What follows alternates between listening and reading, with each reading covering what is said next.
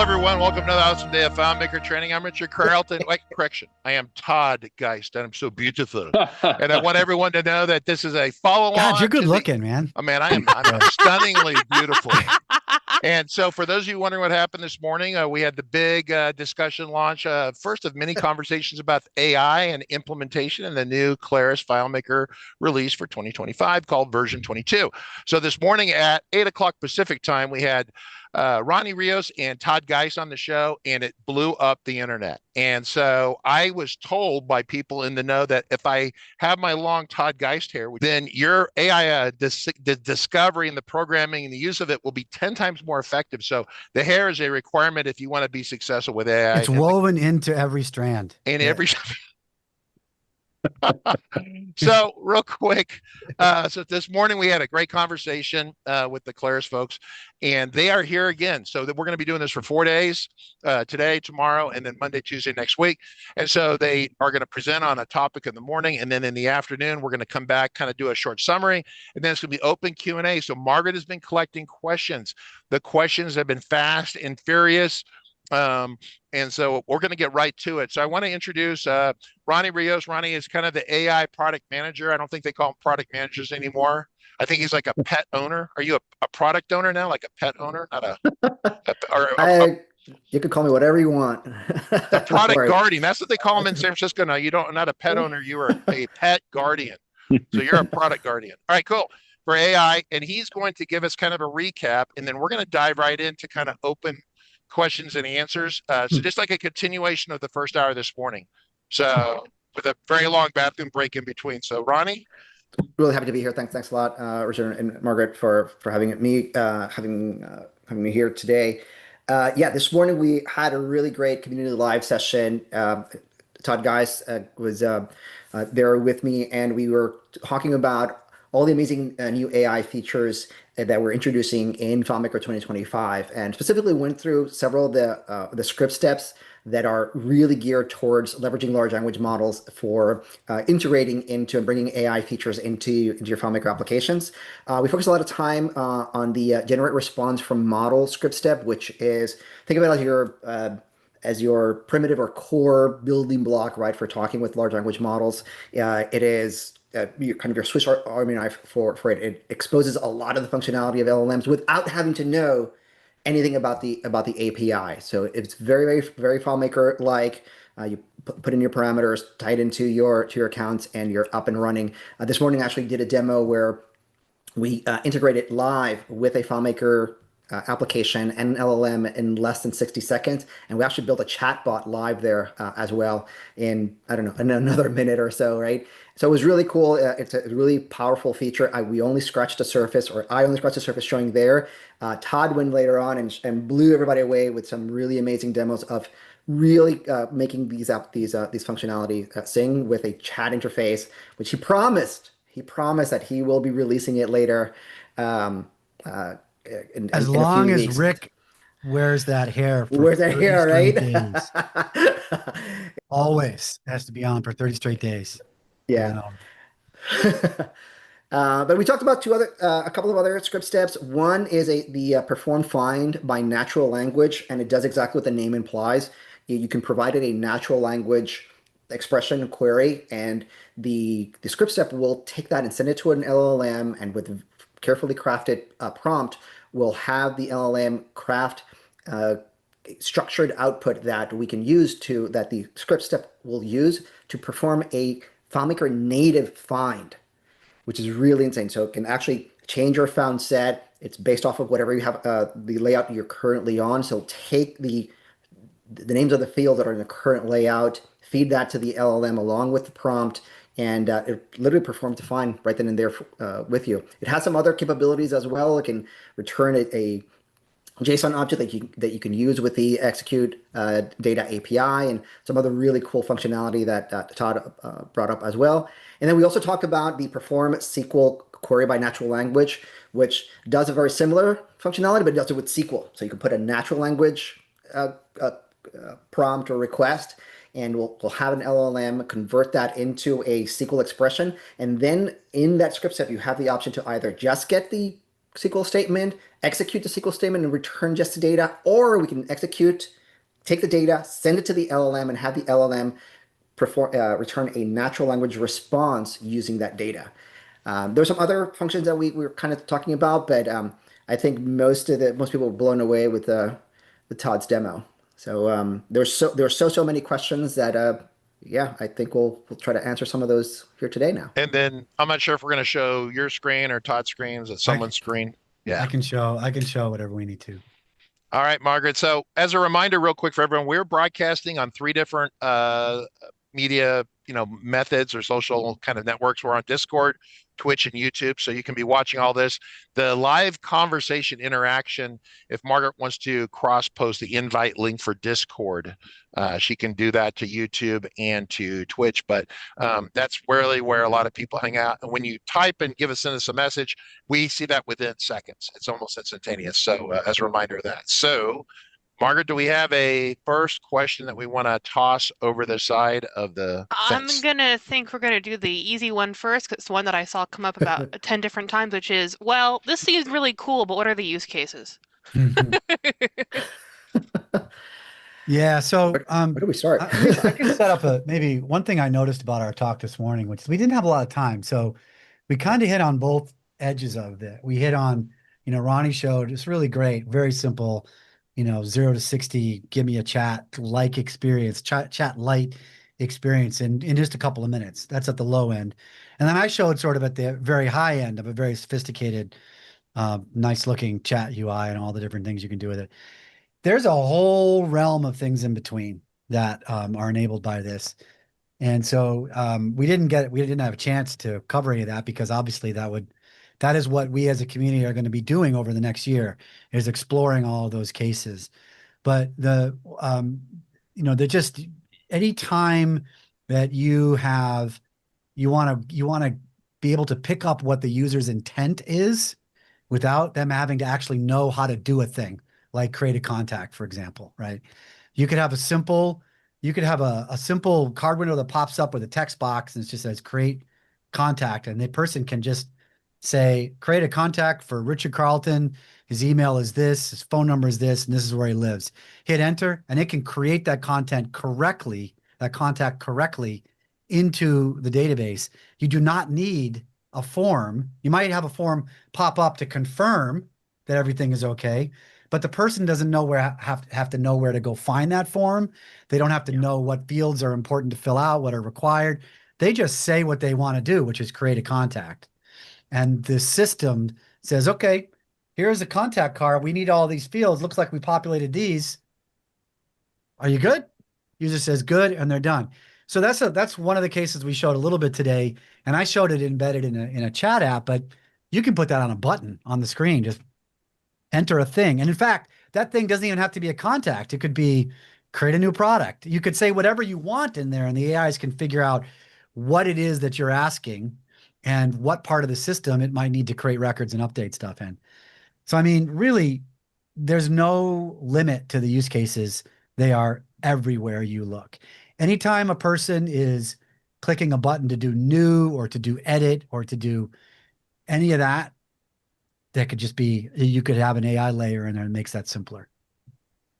Yeah, that's awesome. That's very awesome. Yeah, I saw the business card demo this morning, and it was another one I instantly had to have that. I was like, give me that to me right now. Take my money. Right. Like immediately. Yeah. So, because they're good generalist models. So you just take like, my business card here. Yeah. Snap a picture of it. The LLMs can read that just fine. They have no problems reading that. So then you just say, okay, I need structured this way. The LLM figures out what the structure is. Then you just send it to a FileMaker script with the data that it figured out, and you got a contact. Well, between you, me, and the wall, and part of this conversation with everyone here is us figuring out at the Claris level of management and education is how to get this in everyone's hands and how to get them excited about it.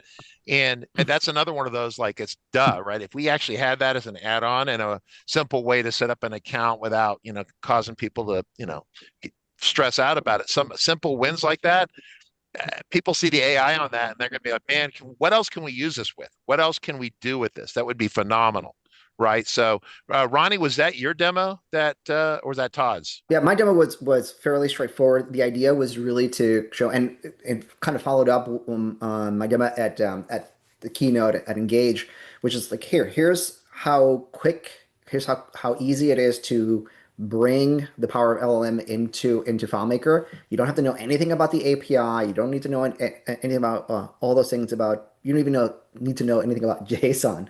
You just fill in some parameters in a FileMaker script step, and as you normally would, and click the button, and you're up and running in a minute. So I get like the really low end, right? How easy it is to get started. Todd showed like really all the way at the other end of the spectrum what you can do if you get a lot more sophisticated. But as far as the use cases, just one of the things that I love about using LLMs, and kind of the use case I keep going over and over, is LLMs are really good at taking unstructured data and converting it into structured data, right? So what Todd was saying is exactly that. It's like, hey, create a contact, and here's you just natural language, just say here what I want. And LLMs are really good at taking that, parsing the key pieces of information and putting it in a structured output so that our scripts and our functions, right, can decode that and use that in the ways that we normally do. LLMs are just really, really good at doing that thing. And they're also good at doing the opposite, right? Taking structured data and converting it into unstructured data. So if you need to create a sentence out of a record or something like that, they're really, really good at doing that type of thing and make it easier for the end user to understand something that's, that might be a little bit harder for them to decode. I think another way, maybe at a sort of higher level to think about it, is that LLMs inject creativity into your workflows. So normally we have to write a lot of deterministic code. So code that has to know everything that it might have to do for it to work, right? So that's where you have all your conditionals. If this, then do that. If that, else if, do that, that kind of thing. That's what we've been doing for 25 years. What LLMs inject into that thing is the ability to decide what things. So instead of if else's to pick up every possible condition, you can just throw stuff at it and it goes, oh, you need to go this way, right? And so that this way is some deterministic code that you write, some script in the case of FileMaker. Yeah. So you still get to control over the bits that have to be accurate and correct. And then you get this creativity layer where the LLM can figure out, oh, you want to do this. So if you want to do this, that means I need to call this script and then that script, and I know how to pass the data between them. That's what LLMs give you. So it makes it so that you can write less code that can do more, because you don't have to pre-thought out every possible pathway that your system goes through. And that's a new paradigm. We haven't had that before. And so it's going to take some experimentation, people to try things out, to get that feeling of, oh, I see. And then, you may remember back to when you started programming with FileMaker and you didn't know much. Maybe you weren't doing programming before that. And you discovered, if statements, and you're like, oh, wow, this is great. And then you discovered, you discovered lookups, and it's like, oh, this is great. Like we're at that stage now. We have this new root, this new low-level block, which is creativity. That's it. Like at a really sort of wild, crazy kind of way. That's what it is. It's creativity. It's like decide to do something here based on this chunk of context that we give it, this history of what we've been talking about. And so that is going to take a little time to get into our brains and to work its way into our solutions. But I think once you experience that power, that magic that comes from combining this creativity layer with the deterministic workflows that you've been building forever, then things just get wild. Hey, Todd, one of the comments I saw today was some people, opining that, oh, gosh, this is not for the average user. It's so complex. But I think to the contrary, this is all about the end user. And you're able to deliver experiences to them that you could never do before. And so it'll require, the developer to make it sing, but your end users are going to massively benefit. They're going to love it. They're going to love it. Yep. Yeah. So some related questions to use cases. One that I've seen pop up quite often is, can you use this to find a picture/image? For example, if we're looking for an image of a part in our inventory, another example I got was, can I send a container with radiography to be analyzed by an LLM? So Yes, that's stuff that came out last year. That's Yeah. old news. News. That's like, we don't even talk about that anymore. That's so 2024 kind of level. But no, I probably people haven't even used that very much because Yeah. it's not everybody's analyzing images or stuff. But Ronnie, if you want to share some about how that works, maybe people. Yeah. Yeah, we built in, last year we built in support for vector embeddings and semantic search in our first 2024 release. And then on Avira, we introduced the capability of searching through images as well. So images is supported. I think now it's also going to be a bit easier. We've got, tomorrow we'll be talking about AI services and how to run these things locally. But yeah, that capability is already on your computer right now since last year. there you go. How does it know what fields are for what information? Are we training it on our layouts? Yes. Not yes and no. Right. Well, you're not training it. You're not training prompting it. You're There you go. prompting it. Yeah.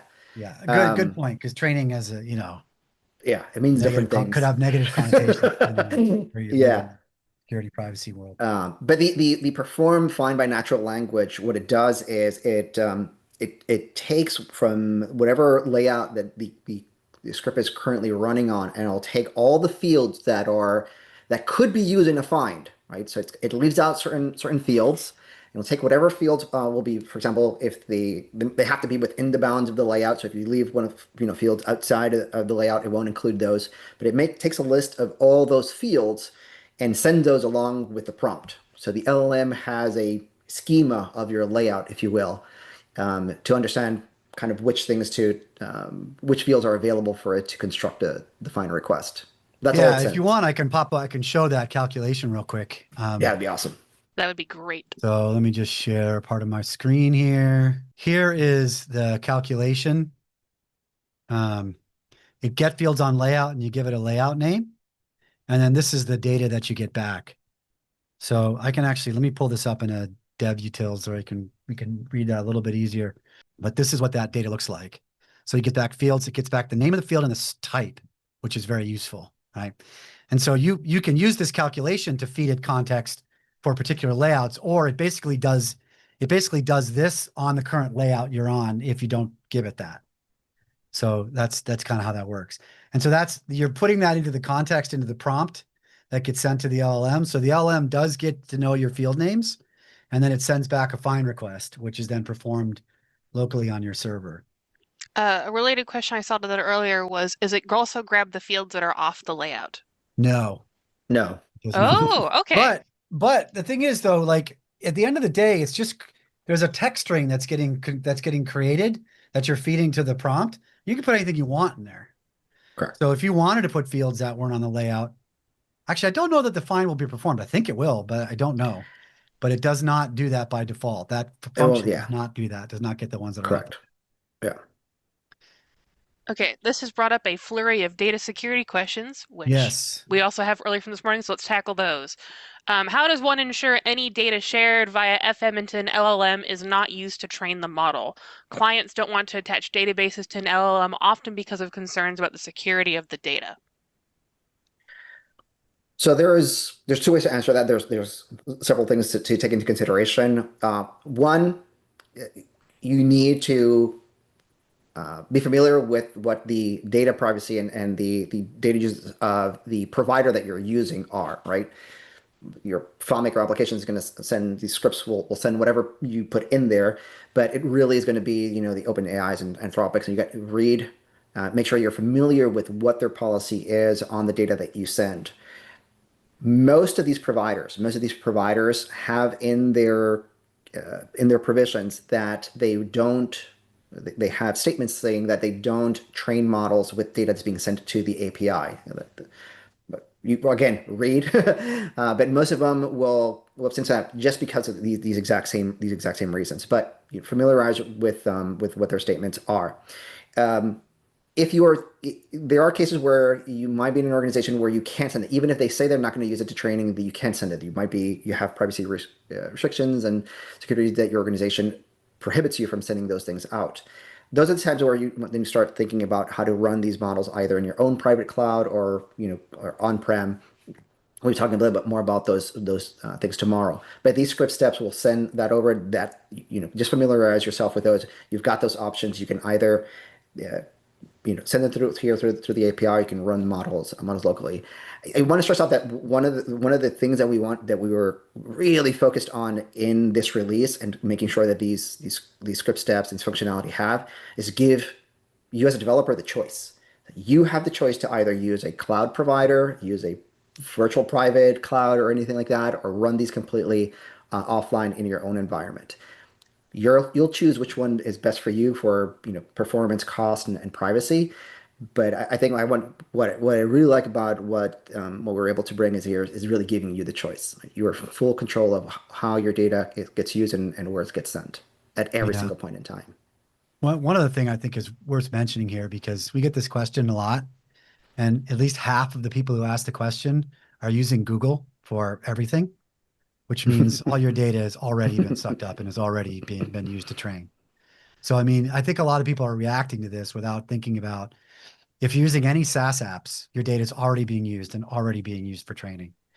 So I'm not saying ignore this. I'm not saying to like just go ahead and do it without giving it some thought, but also recognize that unless you are in an environment where you're not using Google, you're not using Slack, you're not using Monday.com or ClickUp or anything, your data has already been used to train. It's already out. There you go. I should say, let me just back that up by saying that by giving another side to that, which is, in the world that we live in, the data that you own, the data that you control, is going to be the most important thing that you have, because the rest of the stuff is going to be somewhat commoditized. So you do need to understand this and understand what's happening. And there may be some parts of your data that you really, really want to treat very sensitively, and other parts that you're already, the cat's out of the bag, so to speak. But this is an issue that you should pay attention to and think about, and talk to the people in your company that might have say over this kind of stuff before you choose to use whatever provider that you want. One thing I would say is, you probably don't want to use DeepSeek's public API. I'm just going to say, but other than that, figure it out. Related to that, we've got quite a few, provider questions. Can we use APIs from other sources such as Google? Short answer is yes, although I haven't been able to get Google to work, Ronnie. We'll have to maybe look at that at some point, but it should be able to. Yes. Yeah. So out of the box, we support 3 cloud providers, and we're looking at adding more. But out of the box, we're supporting OpenAI, Anthropic, and Cohere. We do have there's a 4th option there that says custom, and that allows you to use the AI services, like the AI server that's built into FileMaker Server. And again, we'll talk a little bit more about that tomorrow. But we've adopted the OpenAI API. So what that means as well is that you could, in custom, if you wanted to use another software, another provider that complies with the OpenAI API, you can redirect it from there. And it's very common. A lot of software have adopted that API for their own services. So yeah, I've got it to work with a bunch of there's a lot of providers that provide inference at some level, either the open source models, or in some cases even the like, you can get all of OpenAI's models through Azure, and you can there's Open Router, which has them all. I mean, there's lots of ways to get at these models, and I've been able to get them to work for most of the things. For whatever reason, I haven't gotten Google to work, but I'm sure I'm just missing something about how I'm supposed to put that URL in there. Yeah. But it works great. Related to Azure real fast, someone said Azure allows for OpenAI calls, but in a private secure server. Is this compatible? If you have a secure internet connection to that server, then the answer is yes, because there's no magic here. There's no magic pipe between FileMaker and the provider. It's just HTTP. So like any other Yeah. network request, if you've got a VPN protecting that, it's private. Okay, let's probably tackle some cost stuff because that one popped up also quite a bit. This looks really awesome. I'm just wondering how to control the costs of the used LLM. And Yeah. also, AI noob here, how is cost determined? Does each LLM have its own pricing? Yes, You yeah, want to take that all one the first? providers and models are different. Yeah. Yeah, so this is an issue, and this is again where you have to trade off the capabilities because, like, for example, Claude Opus 4, which I use with Cursor sometimes, is very expensive. And if I'm not paying attention, I can easily in an afternoon blow through 50, 60, $100 without too much effort. But if you use Claude Sonnet in the Anthropic world, it's much cheaper. In the OpenAI world, they have various levels, some of which are very expensive and some of which are cheap. Typically, the more expensive, the slower and the better they are. Well, I should say the smarter they are. Smart. There you go. It doesn't necessarily mean you could use like O 04 or O 03 from OpenAI. They're very smart, but they may not be the right tool for the task you're trying to do because they might think too much. There are cases where you don't actually want overthinking. You want a very simple answer, and you want it very fast. And so in that case, you would choose a model that is very quick and is probably cost less too, because typically speed is cost. They're charging you for the compute that's going on in one way or another. So the longer it takes, roughly, the more expensive it's going to be. Yeah. Just I guess to help out with that, cost is typically calculated as it cost per token processed, and so tokens it's not words, but there's a kind of 4 to 5 characters per token kind of correlation there. There are costs involved in both input, like what information you send and processing that, and then how much the LLM produces, right, the output. And so depending on the model, depending on the provider, you'll see that there's different costs about input tokens and output tokens. And so all those things come into play. To help you with that, we've actually included functions inside a FileMaker that help you calculate those tokens. So you can use those functions. It's not exact because every provider might have different, because depending the way that they've trained the model might differ, but it gives you a really good barometer of knowing of how much you're sending, and you can start calculating, how much you're sending and making sure you want to stay within your limits and things like that. So you can calculate any piece of data that you might have and be able to check those things out. And we also have a function that will parse out the amount of tokens that were used from the last call. So whenever you make a call, you can call that function, and we can extract how many tokens were processed there in that last call, and you can use that to keep tabs and calculate, make sure that you don't go over your limits. So I can give you just in the usage of in building the chat app that I showed this morning. I've been doing that for, I don't know, on and off for a couple of weeks. I've made 980 total requests. I've used 300,000 tokens with OpenAI. The total cost is $7.52. Yep. Seems pretty reasonable.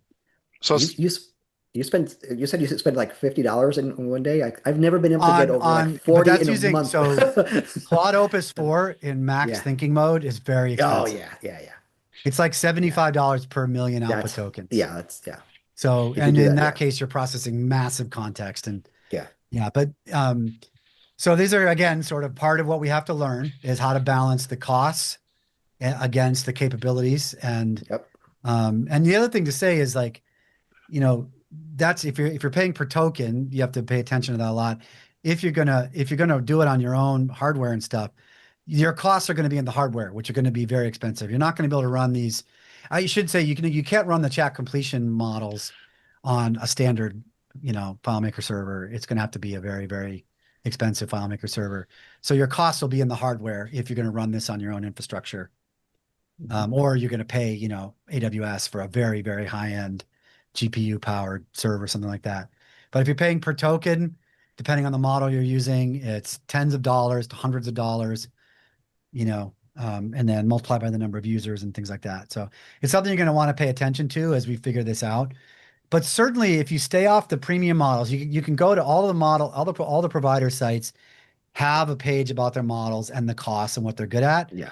And so you just look, you try things out, you see how it goes, and you develop some instincts. I typically use the cheaper models for most things, except if I want to do a full-on chat experience where I want it to be very smart, right? Then I'll do that. Yeah. I'll do that chat experience with a more expensive model. But things like where I may want to extract some data from a business card, I don't need an expensive model for that. That's a cheap model. So you do that with a separate one. Yeah. So you can do stuff like that. To dovetail on do the top same. of that. So real quick. So for those of you, we talked about this before, but we did a implementation where people were doing voice dictation, and voice dictation has always kind of sucked historically, but it's been around for 30 years. And initially with the AI, I was really mad about it. I was telling these guys before the show started that I sent a note to the company, and I was really mad about how poorly it performed. And it turned out I had my model set on. It was like every verbal request is like 30 seconds. It was costing like 1/100th of a penny. It was very inexpensive. And if I dialed the knob of quality to more expensive all the way to max, which turned out that the customer's going to spend like 25 cents a day or maybe $1 a day for their voice dictations, it came back perfectly. So you can have high ROI that's like the business card. I think it's probably similar to the business card scan. You get a high ROI with very inexpensive tech. So as the community, as the FileMaker community moves forward here, people are going to get experience with that. Todd's experience, Ronnie, all these people, Wim, they're going to have experience. And when they solve a problem, it'd really be great if we shared that on the community forum, like what we use and how much did it cost. So we get kind of an idea. So when a customer says, oh, I really wanted to like, and you come back, go, yeah, Todd did that. And it was like $1 a day, or it was $80 a day, right? And then the customer has to chew on that. So I want to encourage people to share that data. The other thing to say about costs is they're plummeting. Yeah, I was literally going to say that too. Typically, the frontier model, the very best models can be very expensive. But even on OpenAI, they just dropped the cost of O3, which was their premium reasoning model. I think they dropped it by like a factor of 10 or something crazy. Like they just dropped it way down as they released the next version. So you'll see this a lot where, you know, you'll pay a fifth to a tenth of the cost for the premium model, last year's premium model now. You know, so it's just happening so quickly that it's not that costs aren't an issue. Costs are an issue because you're going to discover so many ways that you can use this. You're just going to deploy it all over the place. And then you're going to, you know, so you do have to pay attention. But when you start experimenting with this and you just start playing with it, trying a few things, watch it and see, but I wouldn't worry. Yeah. You can also, the other thing that's very important is that for all these providers, you can go in and set a budget. You can say, do not exceed this amount. Yep. And so if by some reason, you know, you're on Anthropic and you're like, oh, for 2 days, I've been using Opus in max thinking mode. It's just gonna stop you when you hit your monthly limit. And won't let you go beyond that. So yeah, you do that by project now, so you can have several API keys. And so you're like, oh, I'm working on this project, and for this project, I'm going to set up a budget of, I don't know, $20, $40. And this other one, I'm going to set it up to, I don't know, 10 because I don't want to go over that. So you can do that. Cohere will let you set up an account for free with some limit, right? So if you just want to experiment with, you know, with a cloud provider, just really quickly, and they've got some really good models, especially multilingual models are really good. So. The last cost-related question that I wanted to grab is like, has there already been cases of like 200 plus users all searching all day, every day? Like, what would the cost of that look like? I don't think we've got the heavy use case stuff yet. Yeah. So we got to learn, you know, like, I mean, I've been using ChatGPT 4.1 mini and ChatGPT 4.1, and I did 980 requests. A lot of it's chat completion. Stuff that I'm doing, which is the stuff you do for natural language and for SQL. In fact, that's pretty much all I've been doing. And like I said, 980 requests is $7.52. So if you think about 1,000 finds a day, roughly $10, under $10. You know, if a user does 5 of those, if they have 200 users and they do 5 of those a day, it's $10 a day.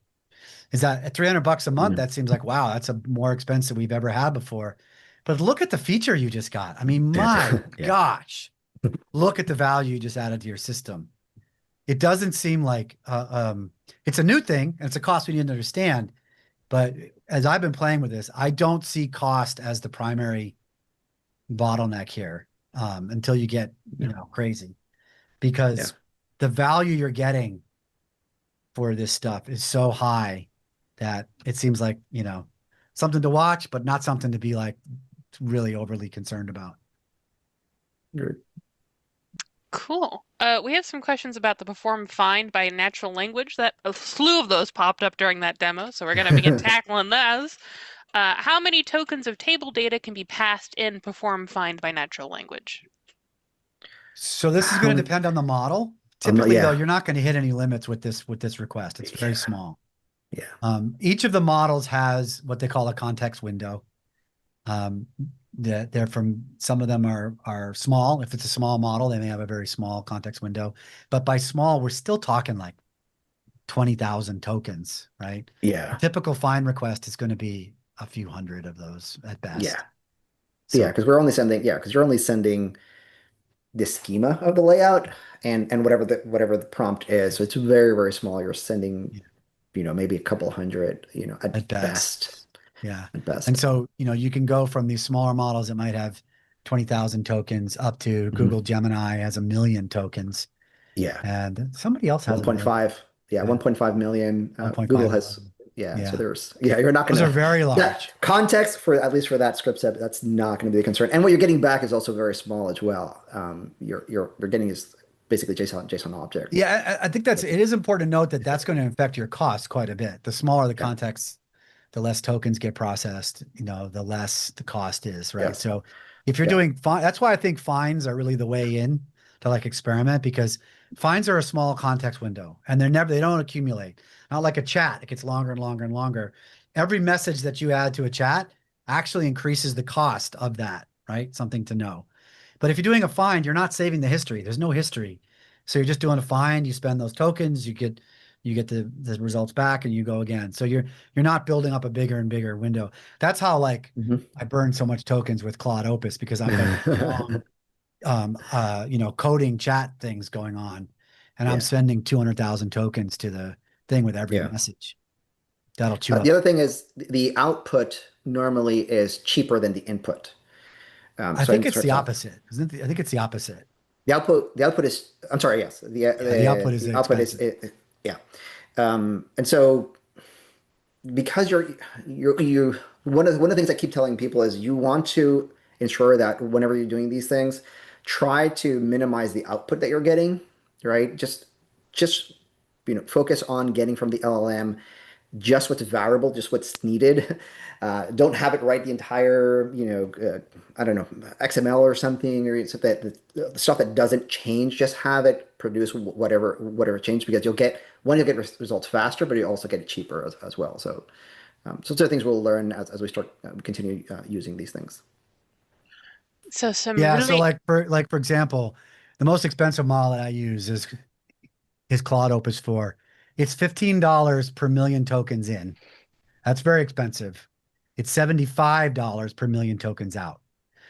Some of them, that's the most expensive. Like the ChatGPT 4.1 mini is like cents per million. It's 40.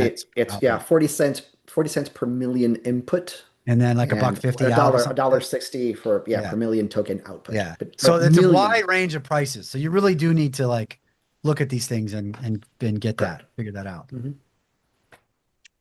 How much, we got 2 questions about structural stuff. So how much structural data is sent to the LLM when carrying out this type of find? And related, is the structural data sent as XML or in English? The perform find by natural language sends a JSON object. And the prompt, which is the text string. Yeah. Yeah, whatever it is that you want to send over. But that's it. That's all that gets sent over. Yeah. No LLMs don't care. They can read XML fine. People use, but usually people, if they use sending XML, they usually send a very limited XML, which is sort of to call out certain areas. It's not going to be good at digesting a FileMaker layout XML. It's not going to do that very well.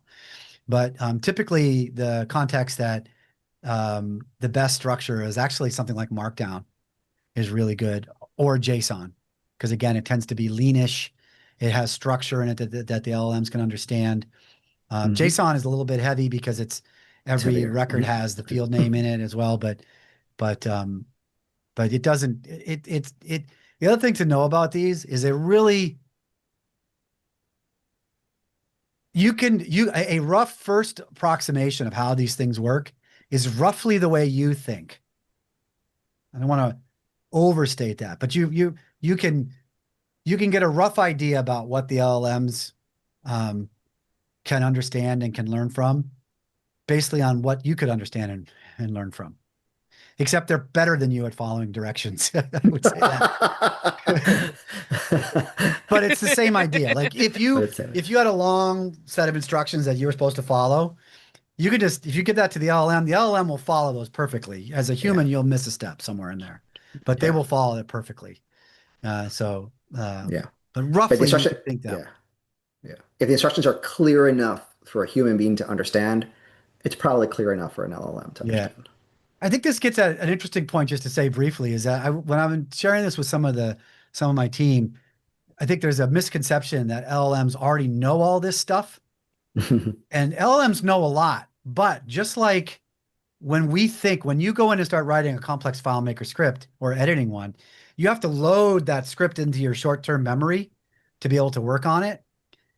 It doesn't mean that you dump all the things you know about, like how to drive a car or, how to speak Spanish or whatever, but you need to get that script into your memory and all the relevant pieces of the FileMaker solution into your memory so you can answer the question about what the next script step should be.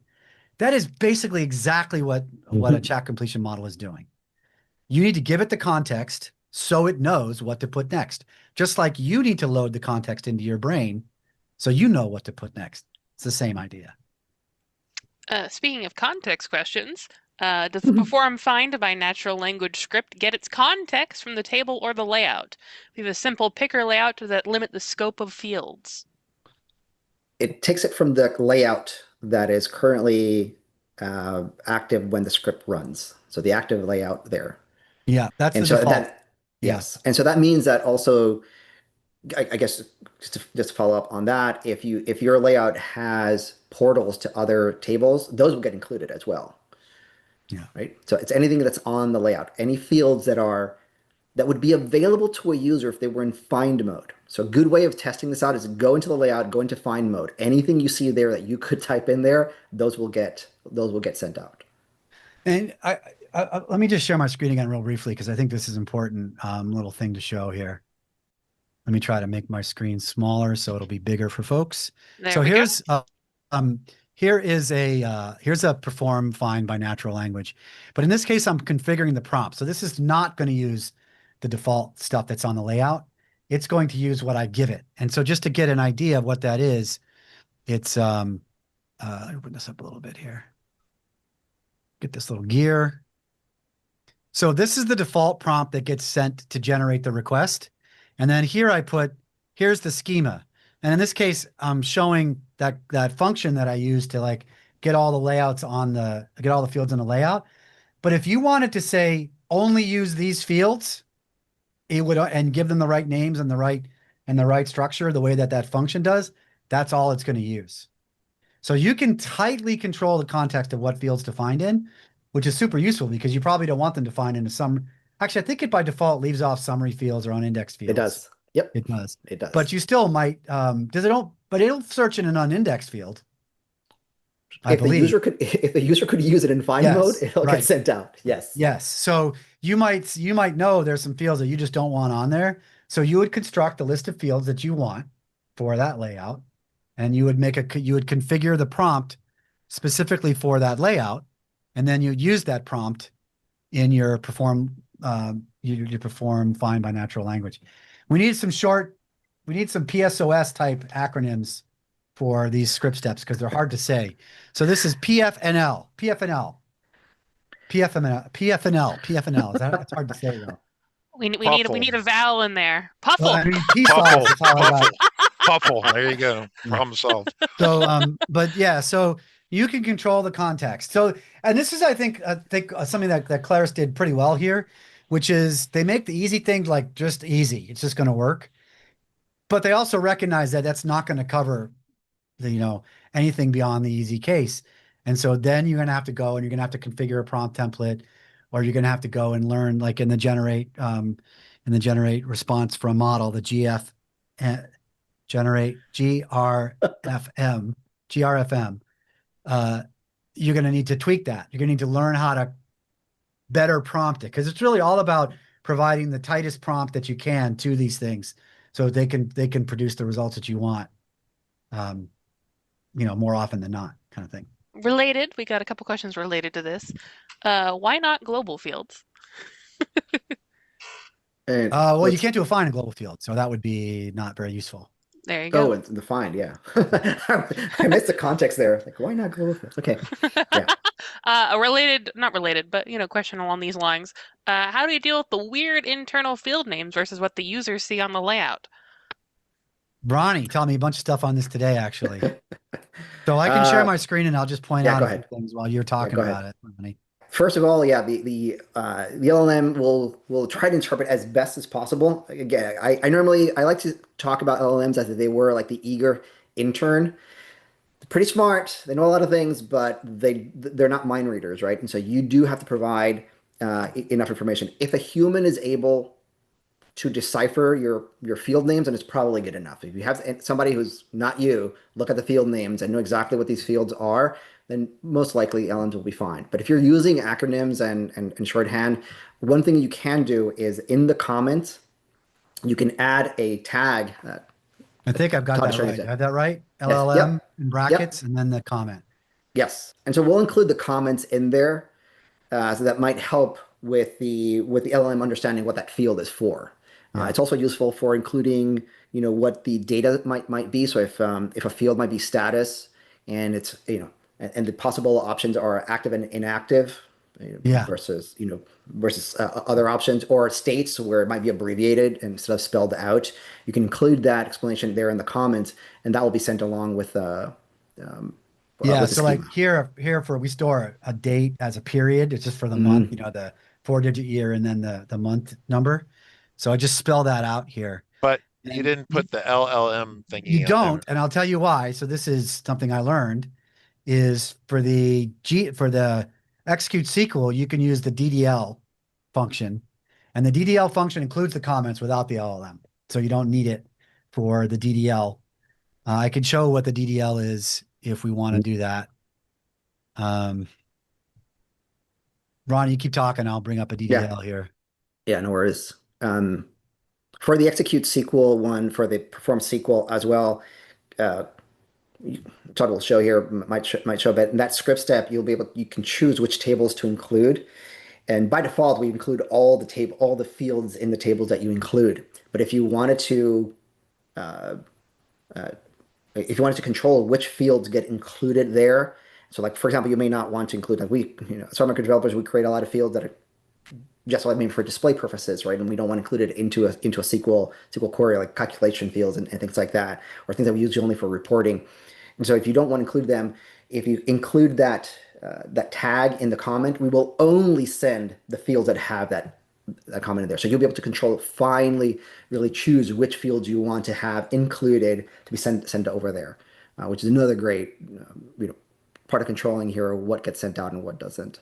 Yeah, so this function is a little bit tricky to use, but you'll get it. We have good tools to use this well. But you can pass an array of table names, and it will give you the create. This is the SQL DDL, which is very useful for perform SQL by natural language. And you can see it includes the comment right there with it, right? And so you'd list all the tables you want to include in your context, and it will just do that. And you will include the ones that it'll include the comments along with it. And so that's good so you don't need the LLM prefix for the DDL function, for this function, but you do for the perform find request by natural language. Good? We good? Yes, but I have one last question on find. This one's a bit of a harder one, so it's going to take me a bit to read it, so give me a second. I'd like to get your guys' expert opinion on applying semantic search to real-world use cases. In my experience with FileMaker, I found that while semantic search does return results, it sometimes omits relevant ones or includes unrelated entries, almost like it's hallucinating. For example, if I search for all Adidas women's shoes, it might also return Nike's women's shoes, whereas FileMaker's default find always gives me precise results. How can we improve semantic search to avoid these kinds of issues and get more consistent, accurate results in practice? Wait, how much time do we have? Yeah. Sorry. Should I have asked this earlier? No, no. This is also last year's stuff, just to point out, but this is a bit of an art to this as well. It depends on how dense you want your vector to be, and the costs go up, which with the more exact, same things we've been talking about. The more accurate, the better models you need to do this stuff. For what it's worth, if I heard the example correctly, that is the right response. Like that should be, if you're searching for, Nike women, it should, so Nike shoes, Adidas women's as well, because it's not searching by, remember, it's not a keyword search, it's searching by the concept. And the concept here is a sports shoe for women. And so they are closely related. These are two are very, very close. So it should be like that. To me, that is a correct record to include in, because they should be very closely semantically meaning. Now, if you wanted to like narrow it down to make sure that that the search is restricted to, say, maybe one particular brand, one of the reasons why we included in that script step the ability to search within the found set is so that you might want to perform a keyword search first, a regular FileMaker, a traditional FileMaker find first, and search just for, reduce the found set to just those of one particular brand, and then perform the semantic search on that found set. And that might, I'm not sure exactly what they're trying to do, but that might result in better outcomes than the ones you're trying to search. You can also use that new feature that just got added though too. Yes. Which is another the whole of subtract vector. Yes, subtract and vector. that's a whole other. Yeah. So we included two, and I think there was a question earlier this morning that we couldn't get to. So we talked about, I briefly mentioned that there's two functions that were in the FileMaker 2025 that allows you to do math with these vector embeddings. So one allows you to add two vectors, another one allows you to subtract one vector from another, and basically, here's what happens. If you have a vector that semantically means royalty, women's for shoe example, or whatever, like to use the topic. Yeah. So let's say you have one that is, but this one might be. Let me try with this example first, and then we'll into shoes. If you have one that means royalty, and you have another vector that means woman, if you add them together, you might end up with something close to queen, right? And same thing, if you take a vector that means king, for example, and you subtract man, you'll end up with royalty or something like that. And so this allows for doing some really interesting things. So in this use case, you might be able to extract, women from it, and you get only sports shoe or something like that, right? And be able to combine these semantic meanings with one another to allow you to do searches that you couldn't do just naturally, right? So there's some really interesting use cases that can be done here. One of them was I was telling Todd a few weeks ago is I've been dying to do this demo where you could actually do filtering by adding and subtracting semantic meaning without having to ever touch the database ever again, without having to do keyword flags and things like that. It'd be really interesting to do this by semantic meaning by adding and subtracting semantic vectors and performing searches on those, and be a really interesting use case. So for example, searching houses and removing bricks, right from it, or adding pool to the concept without having to write the words in there. There's some interesting use cases that can be done here with these new functions. In the case that let me see if I get this right, Ronnie. So in the case that was just cited, if you say all Nike women's shoes. Find all Nike women's shoes. You could take that prompt, vectorize it, subtract Adidas. Maybe. I don't know if Adidas is a concept or not. I don't think it might work. That's but that's kind of the idea, right? Yeah. you can remove concepts that you Yes, don't want you to can be leave- in that correct. prompt, right? Correct. So, Yes. and then you send that and it would, but or in this case, shoe would certainly be one. So if you removed shoe, Correct. you would get things, you'd get everything that wasn't just a shoe, right? Yes. So I think that's Anything interesting female. and something to think about. It does really point at the difference between semantic search and your typical And keyword searching keyword. and your exact finds. It's not like Correct. exact finds have gone away. No. Like, we still It's- have that as a thing and we still it's want, a- and now we even have this awesome script step, perform an exact find, not a Yes. semantic search find, but a find with natural language, which is the other part of that. And I think the combination of the two is really where there are some really interesting use cases, some power that gets added when you combine these two things. And LLMs are really good at discerning, right? And trying to figure out what's the best tool for the best job. And so there's some really interesting use cases here. Letting an LLM, for example, decide which one is the right one for this case, or maybe a combination of both at the same time. So I know the community will come up with some creative ways of using these. Okay, so related back to the comments question, I'm going to grab a couple random questions. What about when you already have comments on fields extensively? How do you tell the LLM what to ignore? Are there any plans to add a separate area to put in LLM instructions in FileMaker in the future? Ronnie, this one's all you. As I say, for the perform SQL by natural language, if you start using that tag, we will only include the fields that have that tag. Right. So by default, we include all the fields in the table that you decided to include in that script step. But if you start putting that tag in the comments for that table, we will only include those fields. Is that true for the perform SQL? For perform SQL, yes. Really? That's great news. That's Yes. excellent. And so you got full control, because there's some times where in SQL, you don't really want, like, you might have a field that is a calculation field, full name, right? It takes first name and last name and combines them. There's no need to include that in there. And so you can control which fields get included in the schema that you send over to the LLM that way. Or like a field which is, the summary of 10,000 records. For example. You wouldn't want that. Yeah. You wouldn't want a sum function in there. Yeah. 10,000 Some calculation fields. Yeah, there are calculation fields and stuff like that. Especially, we use a lot of interesting things in FileMaker world. So we have a question earlier, which I have been saving for the end, which is well, we can't be done yet. Oh, we're not. Look, technically we're at 58. I've gotten through half my questions. So I either will be. So I don't know what we want to do. Go ahead. Sorry. I get paid by the hour, so I don't know. I get paid by the token. But there was a comment earlier.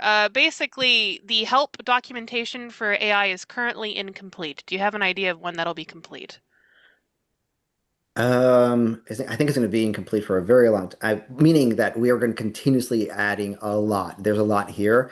I'm not sure exactly in what case they're saying that it's incomplete, but there was a specific example. They tried to go look at configure a RAG account, and I followed the link, and there's only like 2 sentences, which is understandable. You guys added a ton, so the documentation hasn't been fleshed out completely yet. Yeah, there might be some things that are still, I guess, for caching reasons or something like that are not fully, that I've noticed, just start filling out. But all the functions, all the script steps, they should be fully documented there. If there's something you find that's not there, please send it over. But I can't imagine one of those things not being pushed out. Yes. Yeah, please. Yes. It basically says please send a note in so someone knows that has not been fixed. Yeah, if you could please send that over to me. What I meant is, like, it's not complete. There's, like Todd said several times, there's a lot of learning. And so part of the things that we are working on is we got complete full courses in Claris Academy that we're going to be launching soon. We've got complete guides on how to use some of the new features, especially the AI services, white papers. Like, there's a ton of documentation that we'll be launching and releasing in the next days, weeks, and months to follow this. There's just a lot here. I can't stress on it. This is a very significant release. And quite honestly, we're just getting started. This is moving very, very fast, but there's a lot to learn, and there's going to be a lot of just get ready. There's a lot to learn. It's going to be a lot of documentation. Somewhat reminiscent to the 7 days where there was a lot to learn because there was so much power, right? Yes, no, and the amount of questions I've consumed during the past hour, 2 hours of stuff, tells me there's a lot of interest. There's a lot of people trying to figure out what they're looking at. Fantastic. FileMaker, I'm going to like toss this last one out before we wrap it up. FileMaker seems now like a good tool to create a local RAG solution. Yeah? Question mark. I demoed that last year. Yeah. 100%. I think a lot of people are just now catching up because it's like trying to understand, right? Yeah. But yes, was it last year at Engage? I showed chatting with documents, right? That was RAG application. We're still using last year's functionality, insert from URL script step, but using the new generate response from model makes it so easy. And there's the new generate RAG response too, which makes it easy. And then exactly, if you wanted to build it inside of the application, you could use these, but you don't even have to build it anymore. You can actually just use the included RAG service as well. So you've got a lot of options now. It's about choices, giving you choices, giving you options. Cool. So real quick, Ronnie, run me through what the plan is for tomorrow. What's on tap for tomorrow morning with you folks on the community live? Yeah, tomorrow morning we'll have Wim de Court with me at the same time as we did this morning, and we're going to be looking at today. We looked at some of the script steps and functions. So most of the stuff that you'll be using in script workspace. Tomorrow on the server, we in FileMaker server now is included a new tab called AI Services. We touted that at Engage as well. This allows you to download, host, and manage models directly on your FileMaker, directly from the admin console in FileMaker. And so there's a ton of functionality there. We're going to go through that. Wim has got some really great demos, and we'll go through those. And yeah, it's going to be a blast. And then cool. And we'll then be we're following up with a Q&A, which is good because I have been sitting on a nest egg's worth of server questions that I decided that I couldn't ask today. There's a bunch, and just like we barely scratched the surface here, like really, it's the same with server. Like it's this, by the way, in case you haven't noticed, this is go back to school time. Yep. Yes. No. But don't be, again, like be excited about that, man. Like, because you're in the same boat as everybody else out there. There's nobody who's been doing AI programming for more than 6 months. Like, it just isn't a thing. Like, you're not, like, this is all new, but it is definitely time to go back to school. Yes. So put your learner's cap on and buckle up. Absolutely. That's what I was trying to explain to the marketing department at Claris. Like, hey, we can't cover this in a day or 2 days. So what we have coming up is we have this week, we have next week, engineering will help next week. And then I just want to highlight the 2 weeks from now, we've got a whole week of Todd and a whole week of Wim de Court. So they're taking what they've been talking about today and expanding on that dramatically, right? For a whole week. So hopefully we can get into it more depth and bring people along on learning about this stuff, along with all the information that's being posted to the community and the Claris Academy. So yes, for everyone today who's like, Margaret didn't get my question. First of all, I'm very sorry. Secondly, we have 3 weeks. At some point, your question will be answered, I promise. So. Yeah, so we knew this would happen. That's why you see 5 Todds in there, because 1 Todd ain't enough. One hair is not enough. You need way more Todd. So, and Ronnie, you're obviously invited, so it wasn't like we disinvited you, but so if you want to show up and help, that's fine. That'd be great. Any more the merrier. I just have to warn you, Ronnie, that this was tame, this episode here. You know, if you come along for a whole week, it's a whole nother level. Yeah, it's gonna get spicy and your head's gonna hurt, right? Yeah. So, yeah. Scare me. Yeah. More All right. than happy. Cool. Well, tomorrow morning, then we pick it up again with Ronnie and Wim, 0800 Pacific time. That's Army lingo for 8 a.m. And then for the rest of you, whatever time zone you're in, we do apologize. You'll have to get up or go to bed or do something early. Cool. All right. All right, everybody. See you tomorrow. Bye. Bye-bye. Thanks, everyone. Thank you. Bye.